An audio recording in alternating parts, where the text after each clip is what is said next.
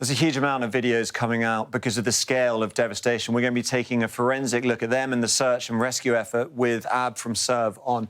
So what we want to show you is some of the extent of the damage by looking at what it was before. This is Iskenderun. It's a city in the southwest, a port city. And this is what it looked like before the earthquake struck. I want to take you into Google Street View here. In the middle of the city, more or less, you can see it is a built-up place. But I want you to focus on a couple of buildings here. This distinctive skyscraper there, this tower block there. And then if you look over here, we've got this apartment block. Now, this is what it looks like after the earthquake struck. We can play that video. You can see those are the three tower blocks. And that block simply doesn't exist anymore. As the video goes on, you'll see you go further to the right. Again, that was the apartment block we saw before. When you're looking at this and you see a city-wide devastation like this, how do you approach it? Is there a sort of triage process to it?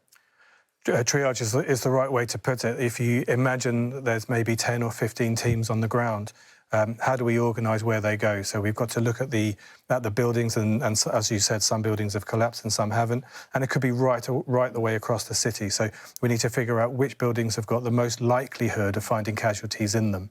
And when you mentioned that some buildings collapse and some don't, this is a video from another part of Turkey. It's not the same city, but we look through this and you'll see these buildings are standing, and then over here, that's coming down as the rescue effort is ongoing. I think people watching think, why is that building completely fine, and why is this building coming down? There's a number of reasons why that can happen. One, obviously, is just pure luck. There's no way we can be predictable about an earthquake or where it's going to hit. It doesn't always hit the whole area.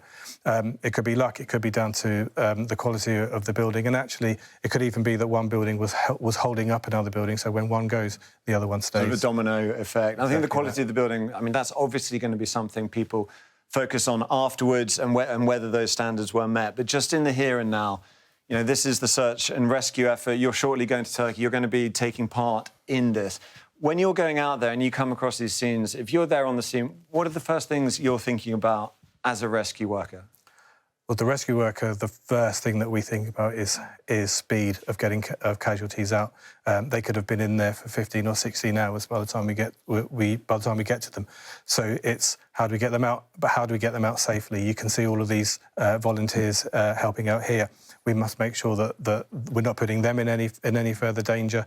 And how do we get the casualty out without putting them in any further danger either? Ab from Serve on, thank you very much. Best of luck in Turkey from all of us. There's going to be lots more videos coming out, given the scale of the devastation. We'll be working to verify them, analyse them forensically, bring you the latest over the coming days.